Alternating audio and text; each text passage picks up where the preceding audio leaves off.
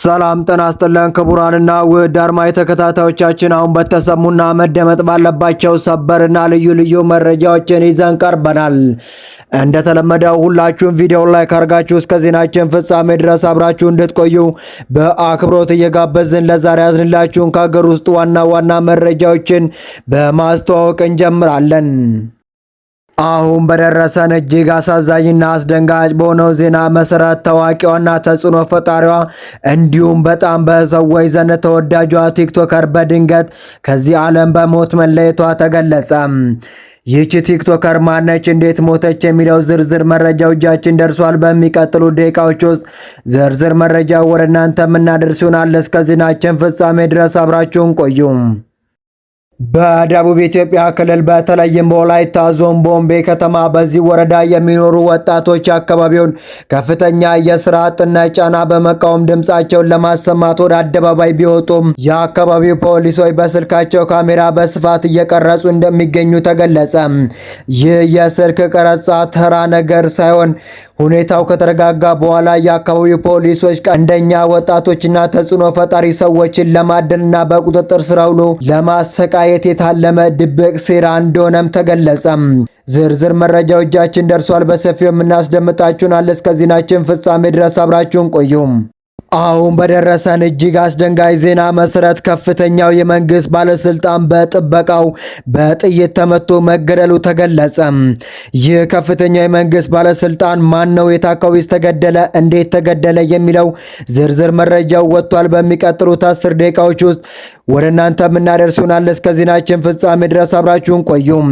እንዲሁም ለዚህ ታላቅ የዩቲዩብ ቻናል አዲስ ሲሆናችሁ ደግሞ ሁላችሁም ዩቲዩብ ቻናሉን ሰብስክራይብ አድርጋችሁ የደውል ምልክቷን በመጫን ኦል የምትለውን ያብሩ። እንዲሁም ይህ መረጃ ለሌሎች ተደራሽነቱ ይበልጥ እንዲሰፋ ሁላችሁም ቪዲዮውን ላይክ አድርጋችሁ ሐሳብ አስተያየታችሁን በኮመንት አስቀምጡልን። በደቡብ ኢትዮጵያ ክልል በተለይም በወላይታ ዞን ቦምቤ ከተማና በዚህ ወረዳ የሚገኙ ወጣቶች የአካባቢውን ከፍተኛ የስራ አጥነት ጫና በመቃወም ድምፃቸውን ለማሰማት አደባባይ መውጣታቸው ታውቋል። ሆኖም የስራ አጥነት ችግር እንዲፈታላቸውና የስራ ዕድል እንዲመቻችላቸው በሰላማዊ መንገድ አደባባይ የወጡት ወጣቶች ድምፅን ለማፈን የከተማው ፖሊስ ከፍተኛ ጥረት እያደረገ እንደሚገኝ ታውቋል። ወጣቶቹ መሰረታዊ የኢኮኖሚና የህልውና ጥያቄዎቻቸውን በሰላማዊ መንገድ እያቀረቡ ባሉበት በአሁኑ ወቅት የከተማው ፖሊስ የሰልፈኞቹን ድምፅ ለማጥፋትና እንቅስቃሴያቸውን ለመግታት እያደረገ ያለው ሙከራ በወጣቶቹ ላይ ከፍተኛ ውጥረትና አለመረጋጋት እየፈጠረ ይገኛል። ከዚህም በተጨማሪም የጸጥታ አካላት በሰላማዊ ሰልፍ ላይ የተሳተፉ ወጣቶች በስልካቸው ካሜራ በስፋት እየቀረጹ እንደሚገኙ ከአካባቢው የወጡ መረጃዎች ያረጋግጣሉ።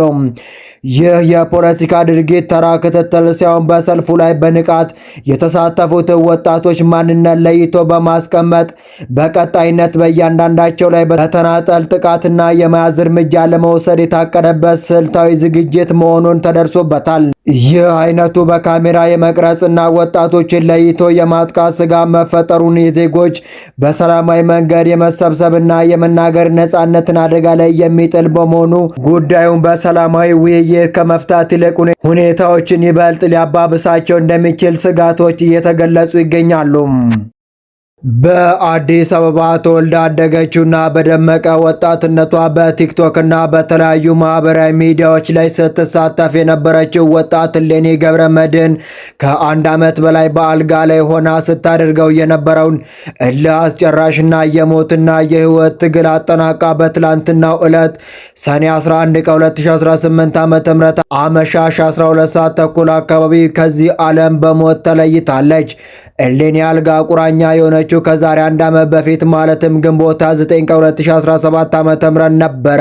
በወቅቱ ቱሉ ዲምቱ ተከራይታ ከምትኖርበት ባለ 3 ፎቅ ህንፃ ላይ በደረሰባት አደጋ ከከፍተኛ ቦታ ላይ በመውደቅ ለከፍተኛ የጤና እክል ተዳርጋም ነበረ።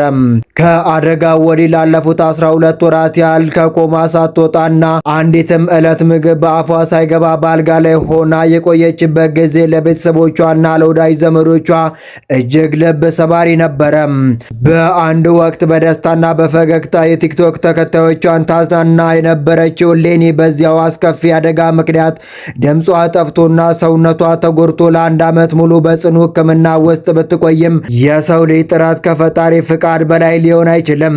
በዚህ አስቸጋሪ ቀናት ውስጥ እጅ ለእጅ ተያይዞ የሕክምና ወጪዋን ለመሸፈን የደከሙ ደጋግ ኢትዮጵያውያን ሁሉ ለወጣቷ ሲጸልዩ ቢቆዩም ሌኒ ግን ከትላንት ምሽት ጀምሮ ሕይወቷ አልፏል። የዚህች በለጋ ዕድሜዋ የተነጠቀች ወጣት ስርዓት ቀብር ዛሬ ሰኔ 12 2018 ዓ.ም ከቀኑ 9 ሰዓት በኮየ ፈጬ አቦ ቤተ ክርስቲያን እንደሚፈጸም ቤተሰቦቿና ወዳጅ ዘመዶቿ አስታወቁም። በአርባ ምንጭ ከተማ አስተዳደር ጋሞ ዞን ንግድና ገበያ ልማት መምሪያ ግቢ ውስጥ አስቀድሞ በያዘው ስር የሰደደ ቂም ተነስቶ የስራ ባልደረባውን ግንባሩ ላይ በመተኮስ ሕይወቱ እንዲያልፍ ያደረገው ተከሳሽ በዕድሜ ልክ ጽኑ እስራት እንዲቀጣ ትዕዛዝ ተላለፈ።